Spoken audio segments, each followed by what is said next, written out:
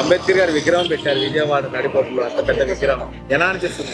విజయవాడలో ఉంటున్నందుకు చాలా హ్యాపీగా ఫీల్ అవుతున్నాము. అండ్ హిస్టారికల్ ఆస్పెక్ట్స్ లో ఇది ఒక చరిత్ర సృష్టించినట్టే. సో అంబేద్కర్ గారు ఇంకా మనతో ఉన్నారు అనడానికి రాజ్యాంగం ఎంతైతే నిదర్శనం ఉందో ఇప్పుడు ఈ విగ్రహం కూడా అలానే అనిపిస్తుంది. ఇప్పుడున్న యూత్ కూడా చాలా ఇన్స్పిరేషనల్ కాబట్టి ఖచ్చితంగా ఇటువంటి విగ్రహాలు రావాలి. అండ్ గవర్నమెంట్ ఏదైతే చేస్తుందో అదంతా కూడా చాలా బాగుందని మేమైతే ఫీల్ అవుతున్నాం. అండ్ రేపు పొద్దున్న ఫ్యూచర్ లో మేబీ మీరు ఉండకపోవచ్చు, మేము ఉండకపోవచ్చు, ఖచ్చితంగా అవన్నీ ఉంటాయి. అండ్ ఇతర దేశాల నుంచి కూడా ఇటువంటి విజిట్ చేసేదానికి ఖచ్చితంగా వస్తారు. విజయవాడకి ఎలాంటి ఉపయోగం ఉంటుందంటారు జగన్ గారికి? సార్ విజయవాడకి ఏంటి సార్, మన రాజ్యాంగాన్ని మనకు అందించారు, యావత్ భారతదేశానికే ఆయన ఉపయోగం చేశారు. సో అలాంటి మహానుభావుల విగ్రహం ఉండటం అనేది ఖచ్చితంగా అందరూ హ్యాపీగానే యాక్సెప్ట్ చేస్తారని నేను అనుకుంటున్నాను. జగన్ గారు తీసుకొస్తున్న ఇలాంటి స్కీమ్స్ వల్ల ఎలా ఉపయోగపడతారు? బాగుంది సార్, వెల్ఫేర్ ఉంది. అట్ ద సేమ్ టైం ప్రతి ఒక్కరికి గ్రౌండ్ టు ఎర్త్ అందరికీ అందుతుంది. సో ఖచ్చితంగా ఈ పీబీస్ కానివ్వండి ఏవైతే ఉన్నాయో దానివల్ల వెల్ఫేర్ అనేది ఖచ్చితంగా అచీవ్ చేస్తున్నారు. చాలా చక్కటి స్కీమ్స్ ని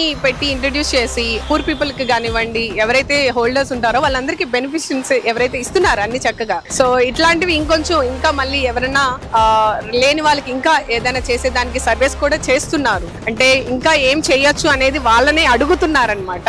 సో ఇంకా మా ప్రభుత్వం ఏవైనా చేయలేదా మీరు చెప్పండి మేము చేస్తామని చెప్పి అంటున్నారు. సో ఇది మంచి అవకాశం మనకు కూడా. ప్రజలు మనకు కావాల్సినవి మన ప్రభుత్వంతో చేపించుకోవటం. సో అదే జగన్మోహన్ రెడ్డి గారు అడుగుతున్నారు, మీకేం కావాలో ఖచ్చితంగా మేము అన్ని చేసి పెడతామని. సో మేమైతే హ్యాపీగానే ఫీల్ అవుతున్నాం.